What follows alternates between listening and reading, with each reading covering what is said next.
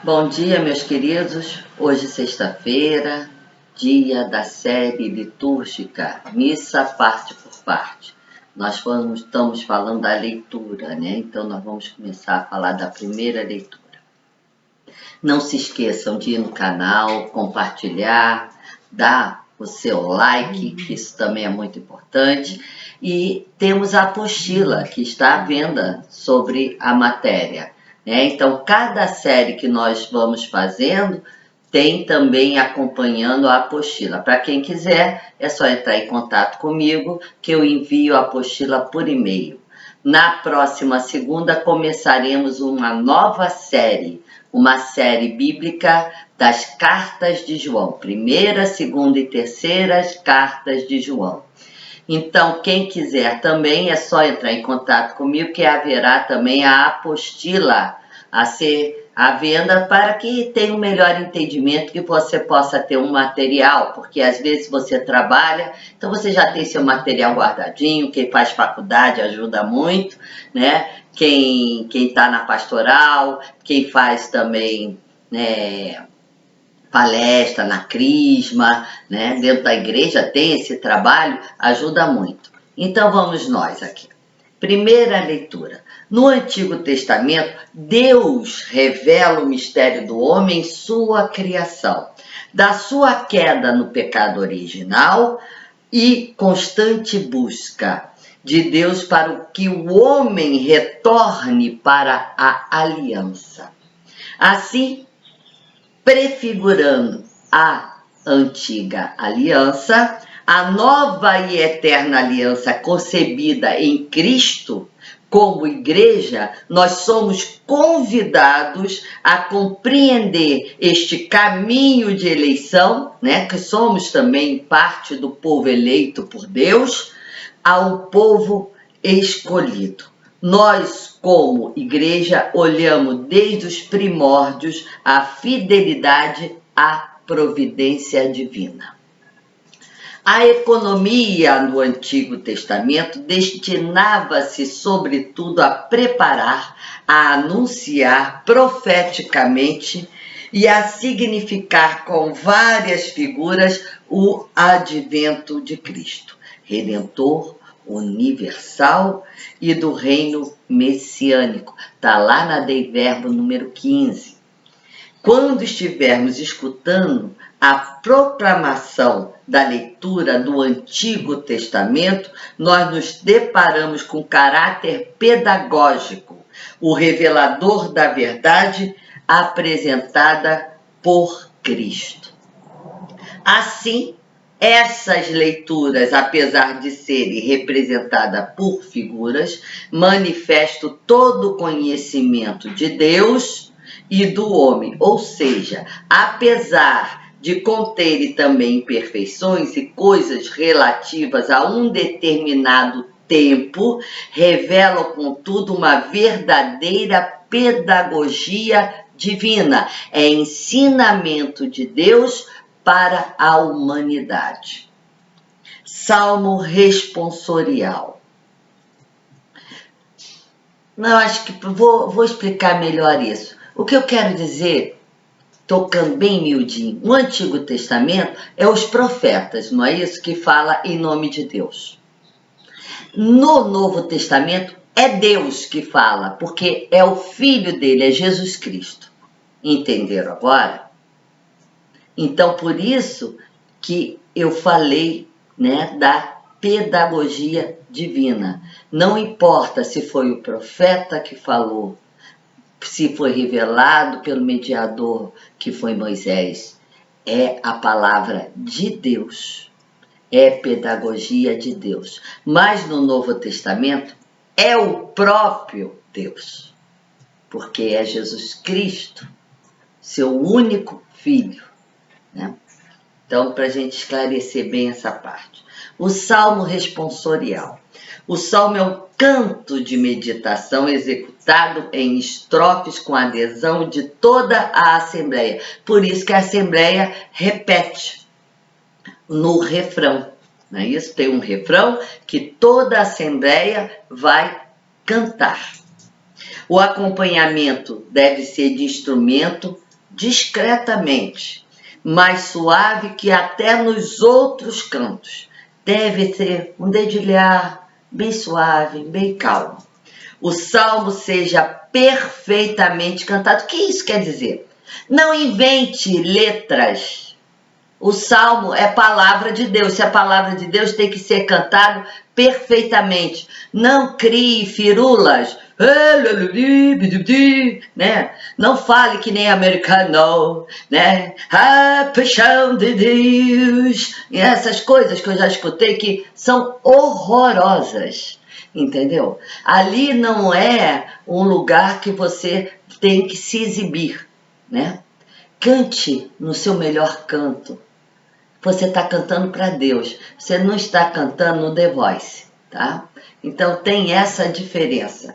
Ah, Maria Alice, você é exagerada. Não sou não. Eu já vi coisa que até Deus duvida, né?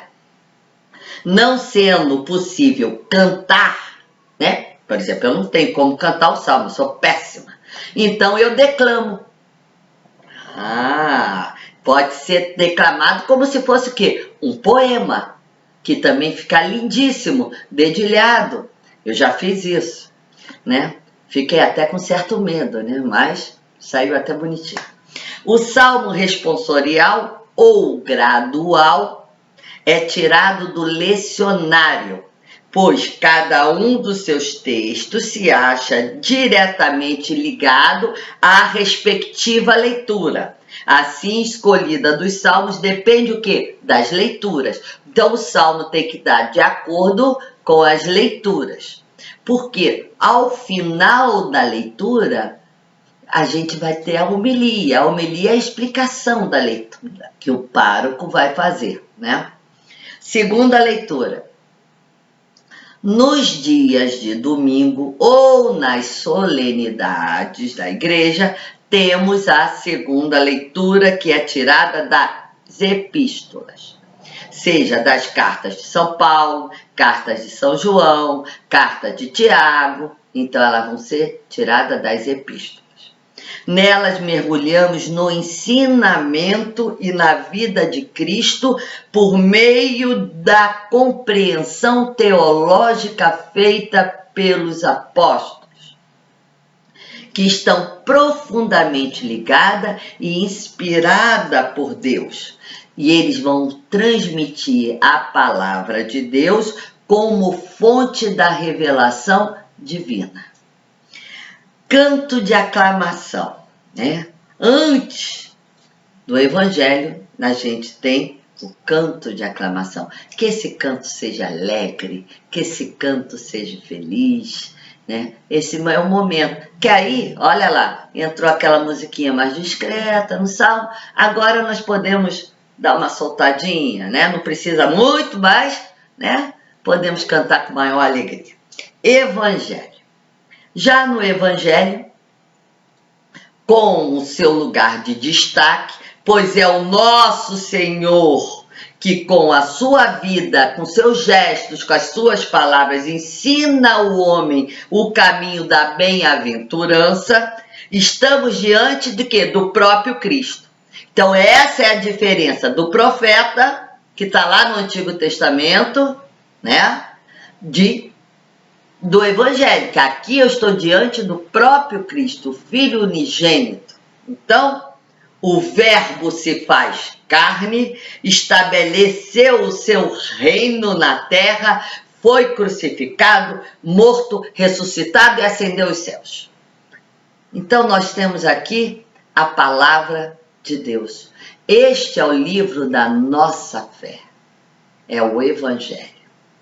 A proclamação do Evangelho tem um lugar de destaque na celebração eucarística.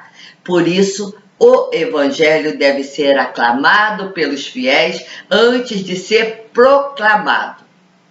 A Assembleia aclama o próprio Cristo, por isso a aclamação ao Evangelho, tá certo? Canto de aclamação.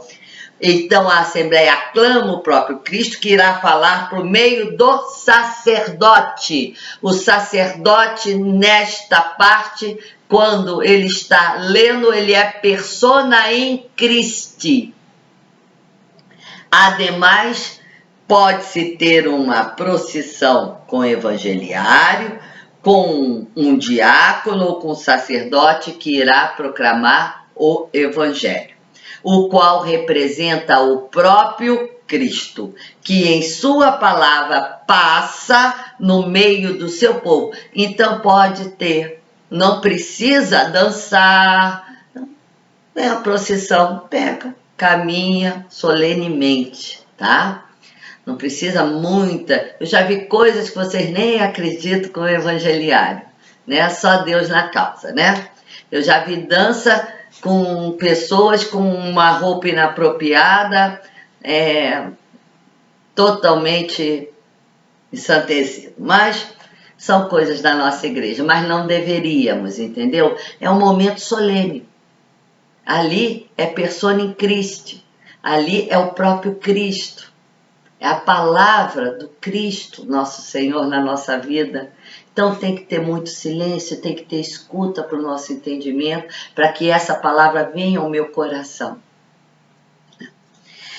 E ali, né, também se pode incensar a mesa da palavra, representando toda a piedade e veneração que o Evangelho tem para a nossa igreja. E depois disso vem a homilia, né?